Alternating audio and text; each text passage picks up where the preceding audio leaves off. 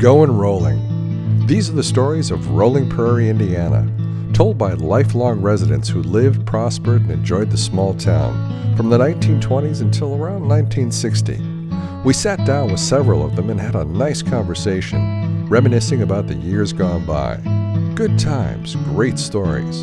They may not all be true, but they're good stories all the same, so let's get rolling. Well, it started really because about a mile or so south of here, there was a bigger town than Rolling Prairie back in the beginning in 1854 called Byron. Well, I think the biggest thing, the attraction, because they always compared Rolling Prairie to Byron.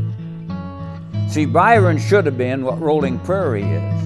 When they built the railroad, they came north of Byron and went through Rolling Prairie, and that created the town at that time there. Yeah, well, it was just a small town, and it had a tremendous history because it was one of the first communities around here. It dates back to 1832, and this is not, it didn't grow like LaPorte or Michigan City or anything like that there. It's a small town atmosphere, and it really impressed me. One of the early settlers was Ezekiel Provolt. In 1831, he and his wife pioneered the new land and homestead at a place near the Rolling Prairie Cemetery. The house still stands there today. They were some of the early settlers and friends with their neighbors, the Potawatomis. Provost was one of the first ones. He built a log cabin there, and it was my understanding that there was a flowing well there, and the Indians used to come there, and because of the water, and they were friendly Indians. Although this guy built his cabin and he put an extra thick door on there for protection. But that's the way the town got started. That was about in 1832. Life in America was rapidly changing, growing. States were being admitted into the Union, and a trail of tears ensued. That's when they started gathering up all the Indians and started heading them west, the Trail of Tears. And that happened at a place they called Plum Grove, which is about a mile or so east of here, somewhere in the neighborhood of the junction of Highway 2 and 20 now. What happened there? Well, they gathered up all the Indians and they put them in an encampment there, and then the Army moved them west, marched them west, and a lot of them died. And that's why they call it the Trail of Tears. And it was the saddest thing that this country ever did was to take these Indians out and the way they treated them. This was their land. This was their country, and we had no right to do that. Everyone needs a place of one's own. Fresh air, goodness, things we encounter and believe to be ours. Rolling Prairie. It got its name back in 1853 from a postmaster who was informed one day that the town's current name, Portland, was already taken. Looking out over the native grasses and rolling hills of the region, it was an easy choice, and Rolling Prairie, Indiana was now on the map. Life was good. A local commuter train called the Interurban stopped daily in Rolling Prairie. It was 1929, and I came from LaPorte to Rolling on the Interurban to see my grandpa and grandma, and I couldn't wait to get there till that train stopped so I could get off and run up the hill and get to my grandpa's hardware store. Of course, that was Reese's. That was there from the time Rolling was a store. They had a Reese's hardware store. Just like an old-fashioned hardware would look with the tracks up above, you know, and the ladder that rolled on the tracks. And we used to look in the showcase and see all those beautiful marbles, and Grandpa let us pick out a marble once in a while for our keepsake, and things like that is what I remember. And that's where my dad bought my first breaking plow when I was 10 years old, and he still got it. And I used to have a team of mules and an old gray bay mare, and we had hitched them up, and I plowed, and my dad had a plow, and he'd plow on that, and I had the riding plow. And so we plowed together. It was a simpler time. A few farm implements, fertile soil, and a cracky wagon were all one seemed to need. Well, I can tell you a little history. You know, I talked to Barb Nickerson about we come from the horse and buggy era. Like I say, our generation, there's not a generation seen the changes we have. Because I said we come from the horse and buggy, and really I can prove it. We lived at Hudson Lake, and my dad had to go to a family funeral in Illinois, and my dad was going to shred corn, and I had to go come near Rolling Prairie to tell the farmer my dad was going to shred corn Monday. I said, well, while I'm this close to Rolling, I'll just go up and see Barb Nickerson. Or where she lived, there was a road off of Mechanic Street in around her house. So I took my horse and on my cracky wagon, and around I went. And she said she never seen her grandpa as mad as she saw him today, because he knew what I was doing to that poor horse. I never saw him angry, period. I never saw my grandfather raise his voice and get upset. But that day he shook his fist at Dwayne and told him to go on home. I don't know why he was acting up. Well, that's normal. I wanted to show off in front of you what I could do with a horse and buggy. I could have cared less. So we got the proof that we're from the horse and buggy days. We had 3 grocery stores. We had a garage, Jones's Garage. Of course, Peacock was well known all over the country.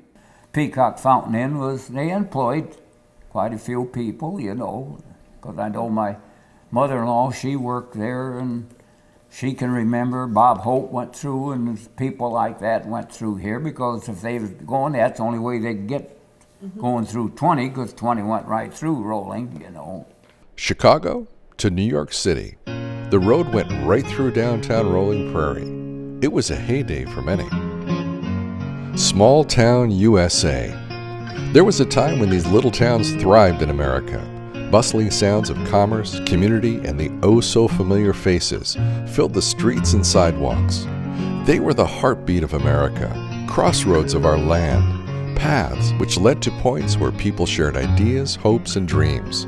But what happened?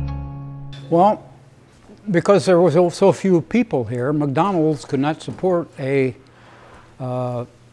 business in Rolling Prairie. And these were small business people. We had a dime store here, we had a grocery store, it was an IGA. The hardware store was locally owned. People had been here for years and years, the local family. And when a business comes in, a big business, they want to have people and customers and that. And when you start up a business, you got to have a workforce. And so the town just never grew for this purposes, and a lot of the people around here did not want the town to grow. They wanted it to remain a small, close-knit community. I think it was right before World War II, or either right after World War II, they took Highway 20 and bypassed the town. Well, originally, why they shut it down is because there were so many accidents. There was no bridge, there was, of course, no lights or anything at that time, and a lot of accidents. So they started to build the big 4-lane highway, you know, the new highway, and that just isolated Rolling Prairie. Well, that just took the town down because the traffic is going by it, and but it still picked up Bob's Barbecue. And at one time, the intersection of 2 and 20 was supposed to be right at Bob's Barbecue. And they were going to put in a clover leaf. And Mr. Wiley, that owns Bob's Barbecue, if I'm correct, did not want to sell land to the state, and there was a big hubbub about it. And so instead of the intersection being there with a clover leaf, they moved it down about a mile to where it is now. Well, I don't know whether it draws people anymore because the town is mostly of old people now. It seems like I don't know too many really new people in here. Most of them are older, like us. And I don't think with the town the way it is now, of course, now they're building stores. It might change.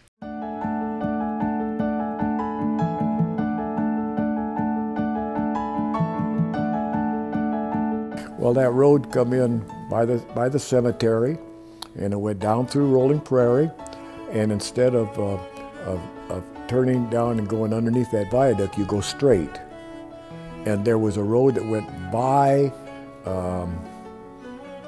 the house at the farm, that farm. It went south of that farm and over the railroad track and dropped into Bootjack, and then it picked up the 20 and went into New Carlisle, yes. But then you're coming back underneath the viaduct, and you come down and you turn to the left, and you're coming this way, and the first building was a filling station. And then you come up to Peacock Fountain Inn, and then I think in about it was 1936, 37, something like that. Well, 35, they built a school, and it's where the memorial is. That was the original school.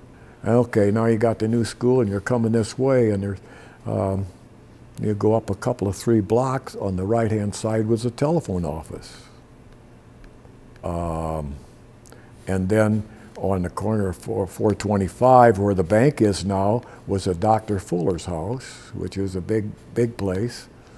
And then you come up farther, you come to the Methodist Church, and then across that was another filling station, Gaffel.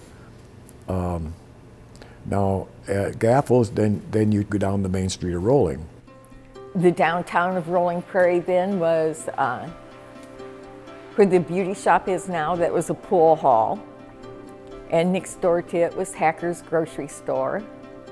And then there was Oscar Halder's barber shop, and then Kegabine's appliance store. And then across the street was where Virginia Zook lived with her grandparents, and then next to them was the Gleaner Hall, and next to that was the Porter family's house, Tom and Paul Porter. And across the street from that, which would be right down from where we are now, was Dick Stevens' store, and next to it was the little tiny library that was nothing more than a shed, really. And then Bozick's, where we're at now. Well, when I first, to start out, used to be a standard filling station right where the fire station sits now. And then as we crossed the street, there was a bank over there, and above the bank, it was a Masonic Hall. And from the bank, you'd walk just down the sidewalk, and that was the Reese's Hardware. And they sold implements, Oliver implements at that time, and that's where my dad bought my first plow. And like that, and then Hunt's Hardware, the post office was next. And then your Hunt's Hardware, then your blacksmith shop. Then you cross the street to Noble's, and Bozick's added after Noble's. But I knew Bozick's real well, and I used to go in there a lot. But then you go on down to and that's where the Massey Harris and Massey Harris dealer was at that time, and that was Miss Bob Wiley and George Schultz. And then after they went out of business, the grocery store went in there and was there until the new grocery store was built. There was a park. There's the Gleaner Hall on the other side. It's still standing there, and this bare lot that's there, that was a park. And a fellow by the name of Andrew Stoner used to take care of that. He lived right across the street from right by the church where the library is of today. That was his next house. That was his. But he had checked things every morning and be up there. And then the elevator, that was a great place to go. Then they had that livestock market, and I was a little boy when that was there. But I went with Dad on a wagon, and we had to take a load of pigs, and had a wagon, box wagon, and you put them in that and take the team and go. And then Wheatbrook's it was Mr. Wheatbrook. He had his little gravel. He started out real small. He had gravel and blocks, cement blocks, and like that. When they first started, they were in just a little. It wasn't much bigger. It wasn't as big as this room, and then they built on and got to be real nice and big. Well, so one thing we kind of forgot is or in the corner of 425, opposite of the bank, was Jones's Garage. I mean, that was the ultimate. I mean, he had a wrecker that he could lift up semis. Of course, the semis were smaller then than they were today, but he bought a Greyhound bus and made one. Boy, everybody in the northern part of Indiana, they'd always call him to upright these trucks. Yeah.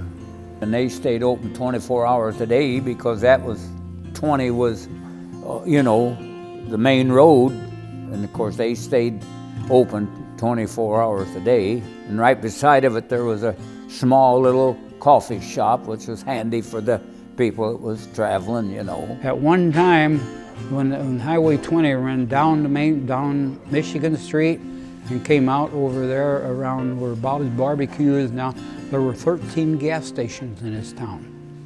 That's what they tell me now.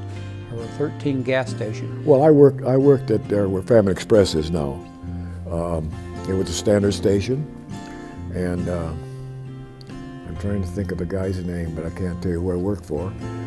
Yes, Dick Evil, who went to our church, Dick Evil's Standard station was there, where the Family Express is now. And then across the road from that was Mrs. Schellenberger's house. Schellenberg had a filling station for a long, long time because that Schellenberger home was built, I don't know if you heard the story, but they built closets in them. Back in those days, they didn't have closets, and people used to want to see what the closets was like. The big thing was the Saturday that Notre Dame played football. Oh my God, we would sell 900 gallons of gasoline in one day, you know. Well, I'd stop and think. You'd go to Schellenberger's right across there. They had the old pump, gas pump. So if you went down there and you wanted a 5 gallon of gas, you pumped it up to the 5 gallon mark, and you shut it off and put it in your gas tank. There was no, it didn't rattle around, you know. Yes, and you could only get, the maximum amount you get in that thing was 10 gallon. But the town stayed small. A lot of things happened here, but the town still stayed small and close.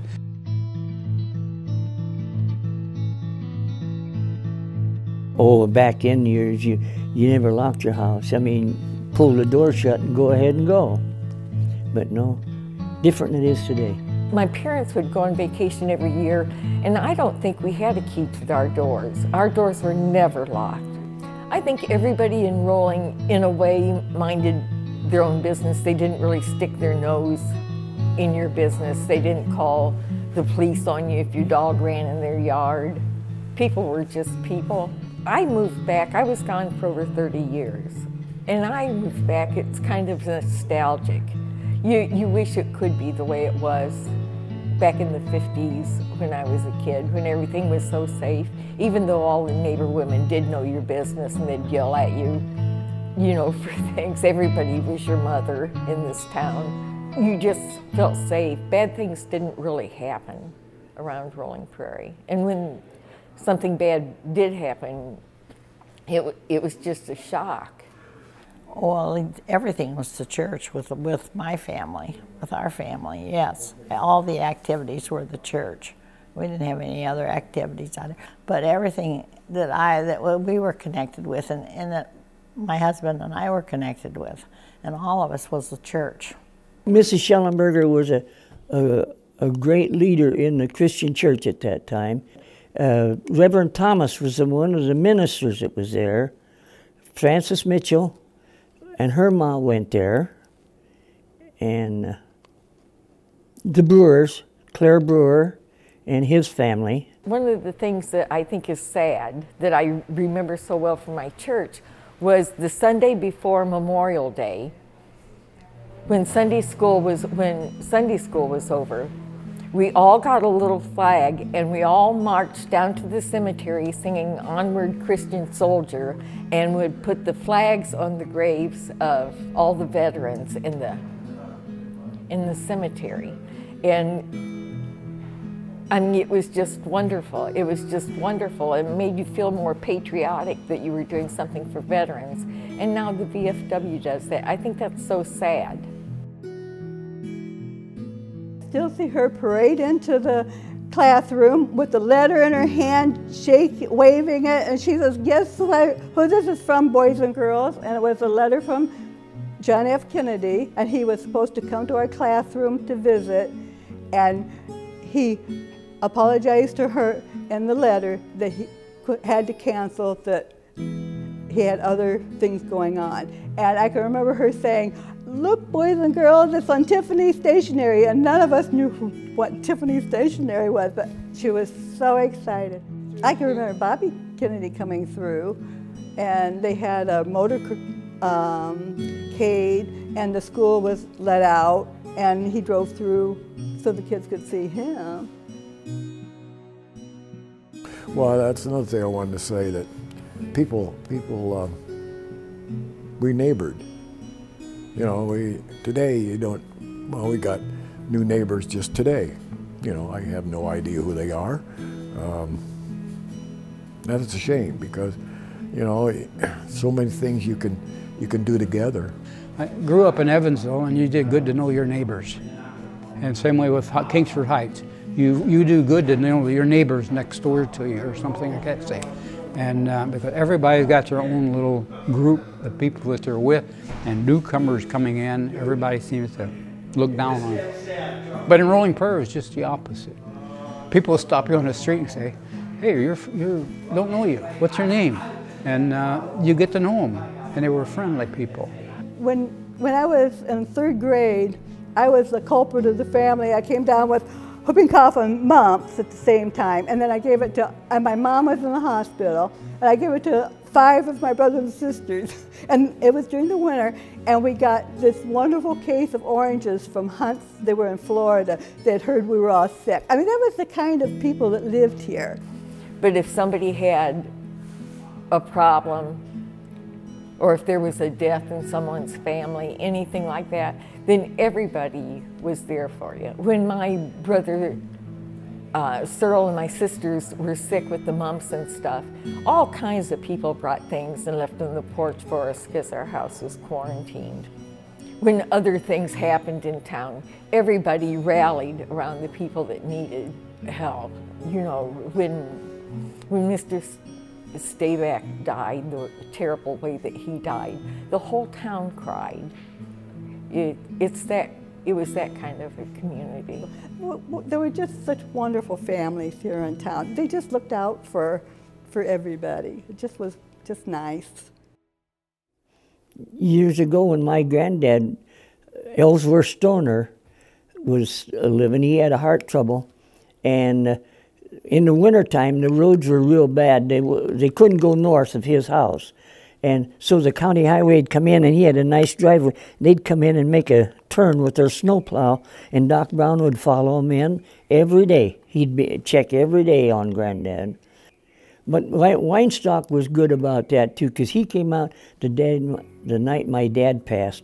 We called him, and Dad was having his heart pains, and Doc gave him a shot, and Dad sat in the front chair, in a chair about like this one here, and he said, his pain began to let up, and he said to Doc, he says, "Is this the way that shot's supposed to work?" And Doc says, "Yeah." Doc says, "Would you like to go lay down? And is this going to be?" Do you want it to be? Well, that's my dad's passing, and yeah, I was right there when my dad passed, and his eyes seemed to make a circle turn in his head, and Doc says he's gone. And I seen Dr. Weinstock take his fist and hit my dad so hard. If that was to bounce that to give it, and it was all over. And that's how my dad passed. Well, you know, another thing is we had some wonderful people in Rolling. Dr. Fuller. You know, they took his license away from him because of the Army camp out there. You know, that he was working for him. He would run there 16, 18 hours a day. And my understanding, and I don't know how true this is, but my understanding, he was taking drugs to keep himself going. And got ahead of him, so they took a license away from him. But he was a good medical doctor. I mean, he'd fix you up. Never had a charge. Never charge you. You know. Yeah, I'd like to see a doctor back in there today, but it just don't seem to work out. Bob's Barbecue is at the location that Jenny Ray's is. It's actually the same building, the same design and everything. They didn't really change a lot of it. The heydays of the town was when Notre Dame would have a football game, and the Greyhound buses would come through here, and they would stop at Bob's Barbecue for dinner before they would go to the football game, and stop at Bob's Barbecue afterwards and eat before they went back to Chicago or wherever they were going. But it was really busy. I mean, I can remember the cars backed up all over the place down there. I think all the kids, when I was young, that were old enough, worked out there. When I was in high school and worked at the barbecue, there would be just, people would be lined up all the way around the building to get in to eat. It was extremely busy, and we would have busloads of people. But at that time, the intersection was still right there by Bob's Barbecue. They hadn't moved the highway out yet. I would work after school, and I worked Saturdays and Sundays, and on Saturday nights I wouldn't get off work until 3 o'clock in the morning. And then the next morning I'd go in and help open up for the Sunday breakfast so that I'd have Sunday afternoon off to get my schoolwork done. But we would just be so, so busy. And there was a motel behind it, and there were cabins behind it, and we would rent the rooms for the motel. You know, 13 years old, renting out motel rooms and the cabins and stuff. And it was like $6 a night for a cabin, $5 a night for the motel room. I can remember him laughing one time about he had been robbed a couple of times. This was in the 40s, and so his father was going to stand guard for him, and so he was going to sleep there all night for him. He curled up underneath one of the booths with a shotgun, and the people came in and snuck in and robbed the place, and he was just sound asleep with the shotgun. So he got to work, went in the next morning, and he was robbed again, but his dad was sound asleep. Bob Riley, I remember, I was probably 16 years old. I got a Model A Ford, and we'd always go out there and get a Coke, you know, and it was like 11:15 at night, and the state trooper says, well, he looked at his watch, he said, you know, he said, 15 minutes is curfew time, you better get home. Yes, sir. So we get out in the car, and we saw him take his car and go into LaPorte on 2. So this guy said, what the hell do we have to do that for? Why don't we just, let's go back and get another Coke. So we did. We turned around, and I parked the car, went up there, and I got my Coke, and I got one sip of it, and that state trooper took me by the nape of the neck, seat of the pants, and led me across his car and paddled me in front of people. Think what would happen today if they did that, you know. But I idolized him. It was, you know, it was still going in this, late in the 60s, there was still stuff, you know, a little bit of a restaurant there. But it was lots of places for parking there, and it was right on the highway. It's quite the booming place. There used to also be, where the school is now, across the street from that was a big restaurant that was very classy restaurant at that time. It was the Peacock Inn. That was, it was an actual inn, built probably back in the 20s or 30s. It was owned by a fellow named Offenbacher. He had landscaped the place. He had trees, ornamental trees that you wouldn't find around here, ginkgos and buckeyes and different things that everybody didn't have in their yard. He had fish ponds, a gazebo that was built up on a hill, big apple orchards, cottages. There was half a dozen cottages around there. The old horse stables where they put the horses and the wagons for overnight if you wanted to stay.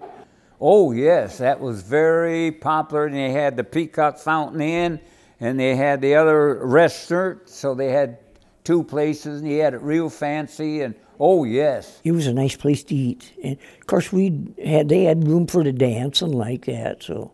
I can remember seeing pictures where they actually had peacocks in the yard, and there was the most beautiful fish pond there. When I used to ride my bicycle when I was a kid, we'd always stop and look at the fish in the fish pond. It just amazed me that there were lights up in the tree. I couldn't figure out how in the world they could have. They were like Christmas lights up in the tree. And my aunt and uncle, Fred and Teresa Nicholas, bought the old Peacock Fountain Inn. When we took it over and opened it up, we opened it up as a restaurant that was reservation only. We only took larger parties. I think 10 or more was the smallest we would go. A lot of weddings, anniversaries, graduations, office parties, a lot of office parties. Alice Chalmers used to have a lot of their office parties out there. We could seat 200 people in the large dining room and 100 people in the small dining room. They specialized in chicken and ham. Everything was family style. So you got 2 vegetables and your potatoes and homemade, everything had homemade rolls. They did that till we closed up about 1960. There was a movie theater, or they used to show movies in? Yeah, they had a billboard down in a Depot Street, and they would come in and put Tom Mix, Roy Rogers, and all that. Hang a screen on the telephone pole. On a Wednesday and a Thursday. Yeah. And there was free movies. Yeah. But the stores would stay open to draw all the people in. But you sit in your cars and watch the movie. You're kidding? Yeah. Did you ever do that? Oh, yeah. I did that as a kid, sure. That's how I... Get a blanket and go up there and sit there and watch the movie on the pole. That was the thing to do. What else you had to do, you know. I can remember when I was a kid, they would put a screen up right here at the bottom of Depot Street, and then we would sit out just right out front here, and they would show movies. They'd do it during the summer. They didn't have a movie theater. They just brought in the movie, and we brought our crates, our boxes that we had, and took them right out here on the hill. And they went down below the hill someplace, I don't know exactly where. But it was wonderful that we had those weekly free movies back in 1936. Couldn't afford to go to town. Oh my gosh, it was 25, 30 cents to see a movie. This was free. Well, it was 1949 before I saw my first TV. And that was at Cape Cod. That was something else. I couldn't believe that. It had a howdy doody on. Well, we always went to Hunt's because we could buy parts for our bicycles, bicycle chains and handle grips and wheels and tires, and you could buy BBs for your BB gun, and I think you'd buy BB guns there too. When I was about 14 years old, I had a .22, and a box of 22 shells was 15 cents. And I'd go in and buy a box of shotgun shells. We could take it out to Wheatbrook's dump, and when it got dark, we had a Coleman lantern we'd light, and we'd shoot rats. And you'd go in, you know, if you could save up enough money to get 2 boxes of shell, boy, you really had it made. And they always took care of you. You know, if you broke playing ball and you put the ball through somebody's window and you had to go get it repaired, that's where you took it. They repaired the windows and the screens. So this kid got in that apple fight. We broke Hunt's window out. Charlie Hunt lived where he did over here. So us kids went to see Charlie Hunt, and Charlie Hunt said, "Come and see me tomorrow. Pay for the window, you know." And I think it cost us 5 cents a piece. And I think that's about the first I remember. You know, it's one of the things to throw us kids out there because we was always up there. Well, I don't know what this town would have did if we'd have made it without Hunt's Hardware, because they could do everything. They could put your heat for you, put water for you. They had all the equipment you needed, and they were good. They were good people. And then where I lived, we didn't get electricity until 1936, 37, 1 to 2 years. But my father got into a big accident in 1934. My grandfather had a sawmill, and they would haul logs, not logs, but for the steel mills. And he got into an accident, so he couldn't work. And here my mother was a real tiny small person, and you know, she couldn't pump the water. So Pete Hunt and Charlie Hunt, that had Hunt's Hardware, come out and told my dad, said, "Red, you need indoor plumbing." And my father said, "Well, I can't afford it." "Can you afford $1 a week?" "Well, I could do that." So they put indoor plumbing, and we had a 250-gallon tank in the basement with a Briggs & Stratton 1-horse motor, and they'd kick-start it until it come up to pressure and shut off. And my uncle would come out once a week and start that pump up for us. Yeah, so, you know, that was a little different. Everybody came to Bozak's, and I can remember I used to go bike riding with my girlfriend. We'd get our work done in the morning, and then we'd spend the whole afternoon riding thousands of miles on our bikes, and we'd stop in here, and we both would just have pennies to spend. And Mrs. Bozak, I loved root beer popsicles. She would get an ice cream cone, I'd get a root beer popsicle, but I only didn't have enough for a whole one, so she'd bust it in half, and I'd buy a half one day and then the other half the next day, and she'd let me do that. What I loved most about Bozak's was they had their freezers right in front. They had 2 big windows up front, and then the doorway between the windows. That's before a car came crashing through the front of it. Everybody liked to come to Bozak's after school, and you'd get a pop and a bag of chips and sit in the booth and just talk and goof around. They had the best ice cream in the world. That made the best banana splits.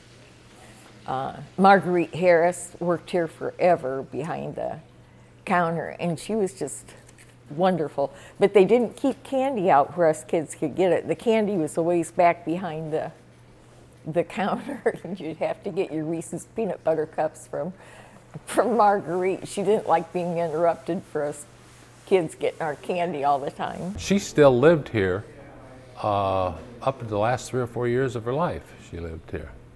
Then she moved into an apartment that was, well, she didn't have the stairs to crawl up and down.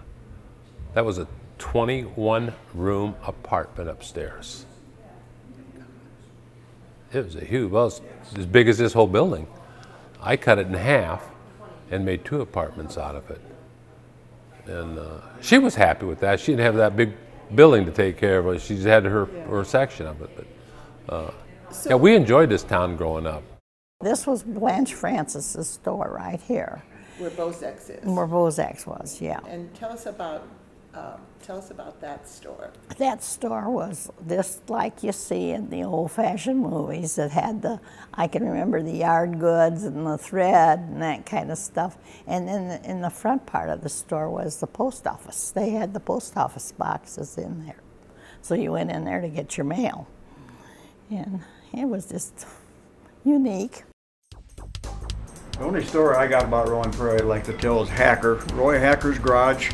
It was a grocery store. It was a small one, and they had a meat block. And you go in to get your meat, and he had a cat that slept on it. And when you got your order of meat, he'd slap that cat off that meat block and then cut your meat. Not once did I ever see him clean that meat block. Old bobtail cat. I can remember when I was a kid going in Hackers for groceries for my mom, and the cat running across the counter, just climbing all over everywhere, even where the meat was cut. I mean, it just crawled all over, up and down the grocery stacks. If you went into Hacker, now this is something, and you ordered hamburger, he would go get a quarter of beef and spit his tobacco cod in his hand and throw it in the stove and get his knife and cut you off a hunk of meat off of that quarter and grind up the hamburger. So, you know, and he ground it and you watched it, you know, so you know what it was, because he cut it right off of the old quarter beef. Once a week he'd take my mother and us kids to LaPorte, and you had to watch it because you sit in the back seat, he'd shoot tobacco. And when he spit out the window, it'd come back on you if you wasn't careful. I'll never forget that either. And I'd get car sick and he'd take us to Lennox Dairy in LaPorte and buy us each a great big ice cream. And we'd be car sick, and you got to eat your ice cream. And here I was, sicker than a dog. We probably 7, 8 years old, maybe. Roy Hacker would, to save money, would go out and he'd buy a steer from a farmer, and he would dress it down and butcher it himself, and put it in the cooler. And like you said, you could go in there and you want hamburger, he'd go out there and pull some of that beef off, cut it up, and grind it for you, you know. Old Hacker's Grocery. Yeah. And like I say, when he died, because I was in the store afterwards, you know, because we all was all upset, and one of his relatives said, "You don't have no idea how much money the Hackers got on the books." Mm-hmm. And it was, you know, the Depression was something else, you know, that we lived through. But I'm going to tell you, in 1937, how the Depression affected us. We never had any money. So I went down and helped some of my relatives in Argus. And a man had an onion patch, and he hired me. I worked 10 hours a day, and I got 7.5 cents an hour. Now, you got to believe this, because at the end of the day, I had 75 cents. End of the week, I had $4.50. So the people I was staying with, they always took their eggs to Plymouth. So I took my 50 cents and bought me a hamburger and a malt, and I saved my $4. So when I went home that year, I had $16, and I bought my school books. And what was the sweater that I said it was? Angora. Angora sweater come out, and the girls went apey over them. So I had enough money to buy one of them sweaters, which I didn't have very long. But the sad thing, the girl that had my sweater that year, we was freshmen, and she was killed on Chicago Hill. The gal that had my, which I was pretty popular back then, you know, so. But I made that much money on 7.5 cents an hour. And I was tickled to death to get it, because we didn't have no money whatsoever. It was tough. She knows, don't you? Well, my father was a banker, and the Depression hit. I was only a little kid, but I remember it just as if it was yesterday. And of course, the bank shut up, and he was without a job. So I remember him going out for a job every single day and coming home and saying, "I cannot find anything to do." Finally, he got a job in a butcher shop. My mom and dad always got their groceries at Ludke's, which is on the corner over there, and so you could charge it. You know, you pay your grocery bill every Friday or Saturday, whatever it is. You know. Oh yeah. Well, the problem that the merchants had, they all had to charge the food and stuff, and they finally went broke because nobody could pay them, and they couldn't, you know, continue just buying this food and handing it out, and everybody had a charge account in those days. I know that's what happened with my dad. He had lots of people that charged and charged and charged, and you know, you get to a point where you have to pay to get the merchandise. When Ludke's, when the store, when he shut it down, Roy Hacker passed away. He shut it down, so now you didn't have grocery stores. So now you had to go in LaPorte, and the automobiles would go better now than it did in you know. Yeah, it was, if you didn't live through it, you have no idea what it was like, and that's why I say that 75 cents then was big money. And I was tickled to death, and I had enough to buy my own school books, and so it was quite a deal.